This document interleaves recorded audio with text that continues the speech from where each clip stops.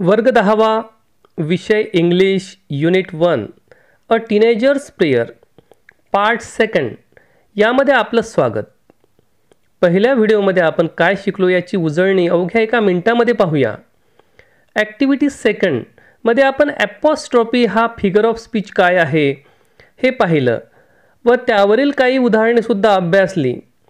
त्यासोबतच आपणही काही उदाहरणे कंप्लीट केली. काय आहे apostrophe?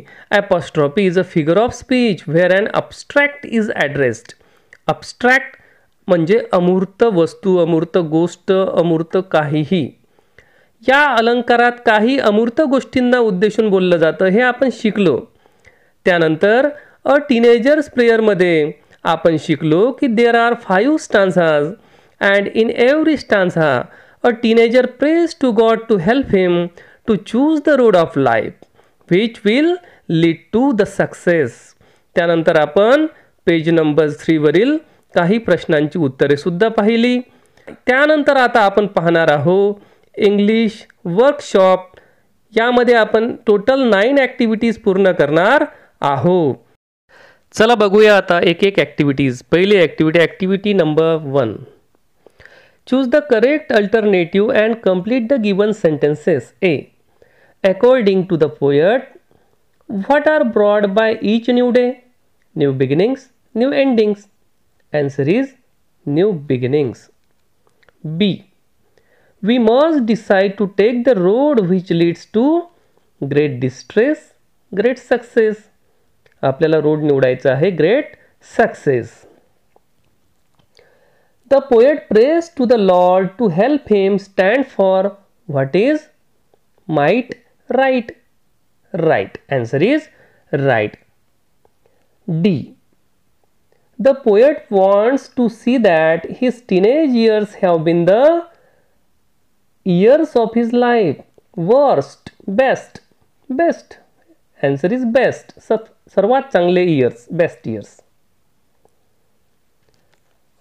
Second, find and write the pairs of rhyming words from the poem. आता आपल्याला रायमिंग पेअर शोधायचे आहेत. बघा 5 रायमिंग पेअर्स आहेत.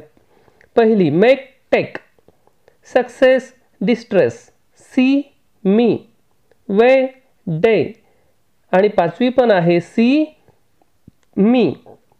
यामध्ये थर्ड आणि फिफ्थ हे सेम आहे. तर ह्या आहेत रायमिंग पेअर्स. रायमिंग वर्ड्स बघा मेक टेक यांचा उच्चार कसा होतो सेम मेक टेक. आता बघूया third. What is the rhyme scheme of the poem? Choose the correct one from the following options. बघा ऑप्शन्स आहे पहिलं ए ए बी बी, दुसरं ए बी सी डी, तिसरं ए बी सी बी आणि चौथं ए बी बी ए. बघा एक स्टांजा घेतलेला आहे आपण इथं पहिला. रायमिंग पेअर शोधताना आपल्याला स्टांझामध्ये जेवढ्या लाईन्स आहे त्या लाईनचा जो शेवटचा शब्द आहे तो पहिल्यांदा पाहायचा. आता बघा बिगिनिंग्स, मेक, चूज आणि टेक. तर पहिल्या बिगिनिंग्सला आपण इथं लिहायचं ए. त्यानंतर दुसरा शब्द आहे मेक. बिगिनिंग्स आणि मेक हे राईम होत नाही म्हणून मेकला सुद्धा आपण लिहू बी. आता तिसरा चूज दो आहे. चूज, मेक आणि बिगिनिंग्स हे तीनही शब्द एकमेकांशी राईम करत नाही म्हणून आपल्याला तिथं लिहायचं आहे सी. आणि त्यानंतर बघा जो चौथा आहे टेक तो मेक सोबत राईम होतो. मेकला बी लिहिलेला आहे म्हणून आपण टेकला सुद्धा काय लिहायचं बी. तर राईम स्कीम काय झाली याची A B C B. Activity number 4. Match the lines in column A with the figures of speech in column B. Column A मध्ये आपल्याला काही लाईन्स दिलेल्या आहे तर कॉलम बी मध्ये आपल्याला फिगर ऑफ स्पीच दिलेले आहे. तर सुरुवातीला आपण बी कॉलम बघू. पहिला अलंकार, पहिला फिगर ऑफ स्पीच आहे ॲपॉस्ट्रॉफी. आपल्याला हे आता माहीत झालेलं आहे की ॲपॉस्ट्रॉफी म्हणजे कुणाला तरी ॲड्रेस करणे, उद्देशून काहीतरी बोलणे. ए मध्ये बघा डिसिजन्स आय मस्ट मेक हे होणार नाही. Please open up my eyes हां हे होऊ शकते. त्यामुळे please open up my eyes हे झाला ॲपॉस्ट्रॉफी कारण यामध्ये गॉडला ॲड्रेस केलेला आहे. आता इन्व्हर्शन बघा. इन्व्हर्शनमध्ये जी लाईन दिलेली असते ती थोडी ग्रॅमॅटिकली उलटी दिलेली असते. म्हणजे जसं आपल्याला लिहायचं आहे आय वॉन्ट टू गो, तिथं दिलेलं असते गो आय वॉन्ट टू, असं उलटं लिहिलेलं असते. बघा पहिली line decisions I must make, हेच होऊ शकतं, कारण हे पाहिजे होतं. I must make decision. बघा तिसरी लाईन बघा, travel down the darken road, हे होणार नाही. I can choose to the road of life, हे पण होणार नाही. त्यामुळं हे झालं इन्व्हर्शन. आता मेटॅफरचा अर्थ आहे comparison between two things as if they are one. अशा प्रकारची कंपॅरिझन की जणू काही त्या दोन्ही गोष्टी सेम आहेत. बघा आता आपण बघितलं होतं 4 नंबर बघा, I can choose to the road of life. या ठिकाणी रोड ऑफ लाईफ हे जे आहे, रोड आणि लाईफ हे एकमेकाशी कम्पेअर केलेलं आहे, त्यामुळं मेटॅफर आहे रोड ऑफ लाईफ, नंबर 4. आणि शेवटचं बघा अलिट्रेशन हा असा अलंकार असतो, या अलंकारामध्ये जी लाईन असते त्या लाईनमध्ये जे शब्द येतात त्या शब्दांची सुरुवात सेम अल्फाबेटनं होते. Travel down the darken road, यामध्ये डाऊन द डार्कन, डाऊनचा जो स्वर आहे तो डाऊन डा आणि डार्कन याचा सुद्धा स्वर येतो डा, आणि या शब्दांची सुरुवात झालेली आहे डी ने, त्यामुळे अलिट्रेशन हा या लाईन्समध्ये आपल्याला दिसतो. तर हे झालं मॅचिंग्स. आता पाहू exercise number 5, elements of planning and interview. आता आपल्याला इंटरव्ह्यू घ्यायचा आहे, कुणाचा तरी आपण इंटरव्ह्यू घेणार आहोत, तर आपल्याला तो लिहिताना कसा लिहायचा. बघा या ठिकाणी format, structure, size, length, how much, dos don'ts, कोणते रूल्स, WH क्वेश्चन्स, हे सर्व या ठिकाणी दिलेलं आहे. ॲक्टिव्हिटी 5 मध्ये आपल्याला सांगितलेलं आहे की आपल्याला तो घ्यायचा आहे, तर त्यामध्ये काय असलं पाहिजे. आता ॲक्टिव्हिटी नंबर 6 पाहू. Prepare a set of 10 questions to interview any successful teenager. You may use the following guidelines. बघा आता आपल्याला एक तिथं टेम्पलेट दिलेलं आहे, यामध्ये आपल्याला नेम ऑफ इंटरव्ह्यू म्हणजे ज्याचा इंटरव्ह्यू घ्यायचा आहे त्याचं नाव. नेम ऑफ द इंटरव्ह्यूअर, जो इंटरव्ह्यू घेणार आहे त्याचं नाव. टॉपिक, पर्सनल आहे, रिसेंट आहे, स्पोर्ट्स आहे, बिझनेस आहे, जो काही टॉपिक आपल्याला निवडायचा आहे, ज्या व्यक्तीचा आपल्याला इंटरव्ह्यू घ्यायचा आहे, कशाबद्दल घ्यायचा आहे तो टॉपिक. व्हेन्यू म्हणजे कुठे घ्यायचं आहे ते स्थळ, स्टुडिओ आहे, TV चॅनल आहे, ऑडिटोरियम आहे की कोणता हॉल आहे, काही पण असू शकतं. त्यानंतर डेट, टाईम, तो इंटरव्ह्यू किती वेळ चालणार आहे ते ड्युरेशन, आणि त्यानंतर आपल्याला 10 क्वेश्चन्स यामध्ये टाकायचे आहे. ते क्वेश्चन्स कसे असले पाहिजे बघा, mixup of SNO and WH questions. सर्व क्वेश्चन्स हे मिक्सअप असले पाहिजे. मिक्सअप म्हणजे तुम्ही कंटिन्यू SNO घेऊ नका, कंटिन्यू WH घेऊ नका, कधी WH घ्या, कधी SNO घ्या, या प्रकारे ते मिक्सअप असले पाहिजे. Place a proper background before every question.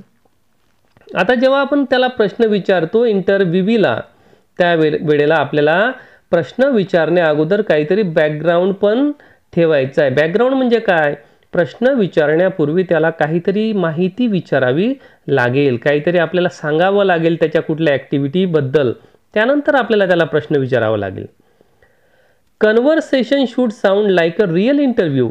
असं वाटायला हवं की जसा काही खराखुरा इंटरव्ह्यू चालू आहे. Avoid very personal questions.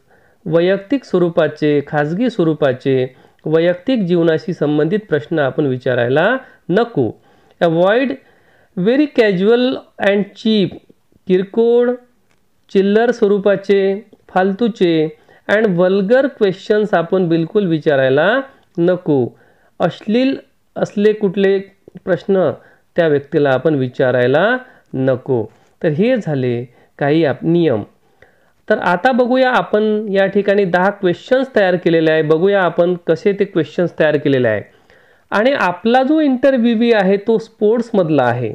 आपला टीनेजर हा स्पोर्ट्समधला आहे. स्पोर्ट्समध्ये त्याने भरपूर काही चांगलं केलेलं आहे, खूप नेम अँड फेम त्यानं अर्न केलेलं आहे. बघूया आता आपण 10 क्वेश्चन्स कसे बनवलेले आहे, कसे आपण बनवू शकतो, कसे तुम्ही पण बनवावे.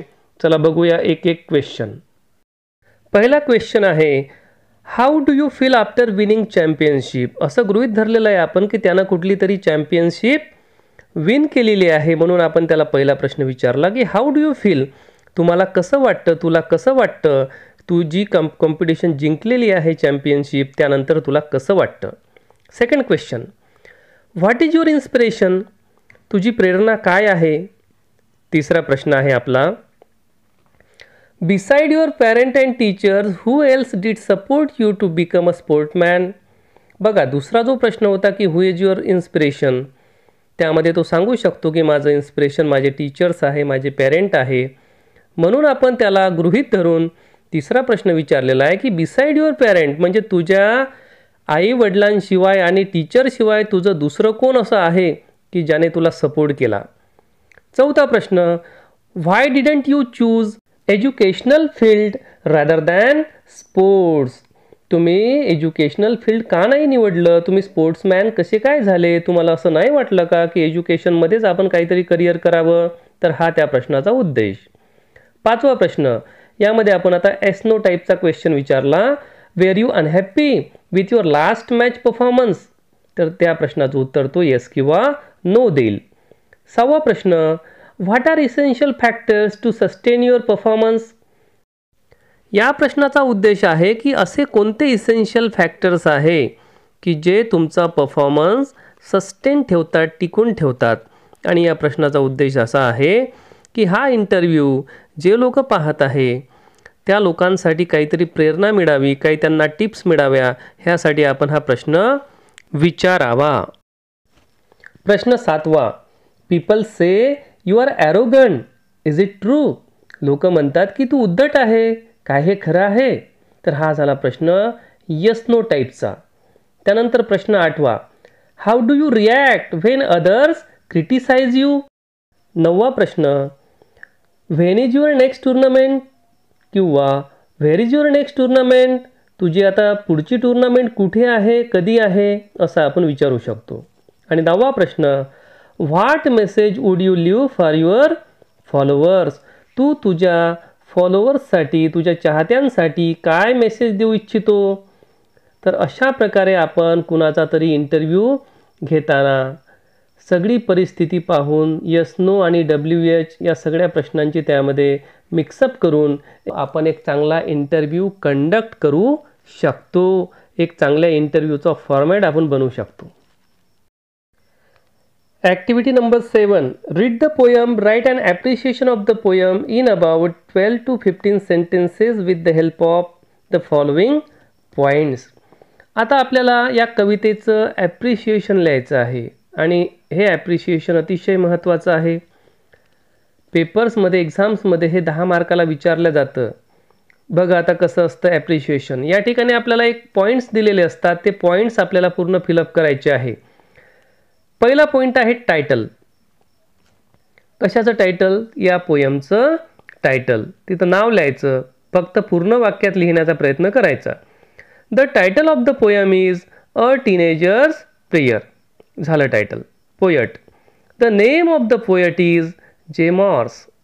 रायमिंग स्कीम, या ठिकाणी आपण ABCB असं पण लिहू शकतो किंवा the rhyming scheme used in the poem is ABCB.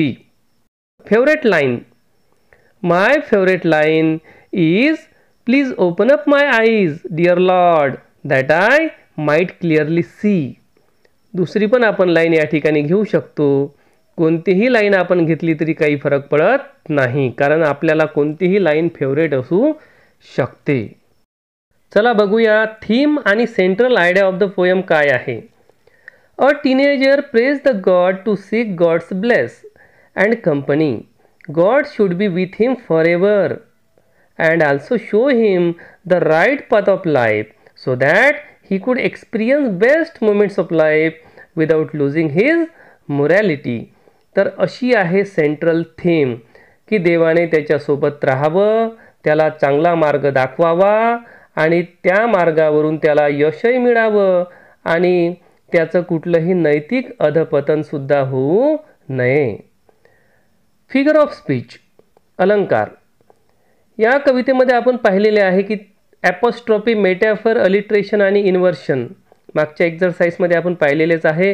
तर हे 4 अलंकार या ठिकाणी आलेले आहे. तर व प्रत्येकाच्या उदाहरणासह आपल्याला ते लिहायचे आहे. तर हे झालं फिगर ऑफ स्पीच. आता बघूया स्पेशल फीचर्स. त्यामध्ये types of the poem, language, style, tone, implied meaning etcetera. Simplicity is the special feature of this poem. strong will of poet for success, importance of morality in life, God's company is the heart of this poem. Poet himself expects that teenagers should not commit any mistake or should not fall prey to any temptation that may ruin his life, is the implied meaning of the poem. त्यानंतर आहे why I like or dislike the poem. तर या ठिकाणी आपल्याला generally लाईकच लिहायचं आहे, तर आपण लिहू I like the poem for its simplicity. I like this poem as it gives a message of morality, message of right and wrong ways. तर आपण यापैकी काही लिहू शकतो. एक वाक्य लिहिलं तरी चालते, जास्त लिहिलं तरी चालते. तर अशा प्रकारे हे झालं appreciation of the poem. Exercise number 8. Compose a short prayer in English asking god to guide you in your teenage years. विद्यार्थी मित्रांनो, ही ॲक्टिव्हिटी तुम्हाला करायची आहे आणि तुम्हाला एक शॉर्ट प्रेयर स्वतःच तयार करायची आहे. बऱ्याचदा आपण मराठीच्या पोएम्स तयार करतो, त्याच पद्धतीने ही इंग्लिशची प्रेयर तयार करायची आहे. गॉडला प्रे करायचं आहे आणि रायमिंग स्कीमचा पण वापर करायचा आहे. Activity number 9. Look around in your vicinity, your family, friends, neighbours, classmates etc. And write about any 4 teenagers who have made a name for themselves by doing something extraordinary. आपल्या परिसरातील असे काही मुलं पाहायचे आहे की ज्यांनी आपल्या टीनेजमध्ये काहीतरी एक्स्ट्रा ऑर्डिनरी केलेलं आहे आणि त्यांची माहिती आपल्याला एका चार्ट्समध्ये दाखवायची आहे. ती माहिती भरताना आपल्याला टीनेजरचा ग्रुप, त्याचं नाव आणि त्यानं नेमकं काय केलं, त्यानं कोणतं असं एक्स्ट्रा ऑर्डिनरी काम केलं हे आपल्याला दाखवायचं आहे. बघा, यामध्ये आपण फॅमिली, फ्रेंड्स, नेबर्स आणि क्लासमेट्स. तर आपल्याला नेम्समध्ये कोणतं पण तुम्ही नाव घ्या. जसं मी इथं सानवी, राजीव, सुरेश, नैना असं घेतलेलं आहे. फॅमिली आहे म्हणून मी माय सिस्टर लिहिलेलं आहे. आणि या ठिकाणी आपण आता एक एक वाक्य बघा. जसं Sanvi, she is very good at eloquence. ती वक्तृत्व कलेमध्ये फार निपुण आहे. She is selected as news reporter. तर लहान वयातच तिची निवड न्यूज रिपोर्टर म्हणून झाली. हे झालं extraordinary. Rajiv is a good swimmer. तो चांगला पोहतो. He saved a child from drowning in the river. नदीमध्ये एक मुलगा बुडत होता, त्यानं वाचवलं, म्हणजे त्यानं काहीतरी चांगलं एक्स्ट्रा ऑर्डिनरी काम केलं. Suresh is good at tabla. Suresh tabla फारच छान वाजवतो. He has entertain many and earn name. त्यानं खूप जणांना एंटरटेन केलेलं आहे आणि नाव सुद्धा कमवलेलं आहे. आता Naina sings fabulously. She has participated in Indian Idol. आमची क्लासमेट्स नैना, तिनं इंडियन आयडलमध्ये पार्टिसिपेट केलं. तर अशा प्रकारे आपण फॅमिली, फ्रेंड्स, नेबर्स आणि क्लासमेट्समधले जे काही आपले टीनेजर्स आहे ज्यांनी एक्स्ट्रा ऑर्डिनरी काहीतरी केलेलं आहे त्यांची माहिती ॲक्टिव्हिटी नंबर 9मध्ये पाहिली. तर विद्यार्थी मित्रांनो, अशा प्रकारे आपण इंग्लिश वर्कशॉप या ठिकाणी पूर्ण केलेला आहे. आपण सर्व 9 ॲक्टिव्हिटीज या ठिकाणी पाहिलेल्या आहे. आशा करतो की हा व्हिडिओ आपल्याला नक्कीच आवडलेला असेल. आणि विद्यार्थी मित्रांनो, अजूनही जर आपण या चॅनलला सबस्क्राईब केलेलं नसेल तर लगेच करा. याही नंतर खूप सारे व्हिडिओज आपण या चॅनलवर अपलोड करणार आहोत. Thank you very much for watching my videos.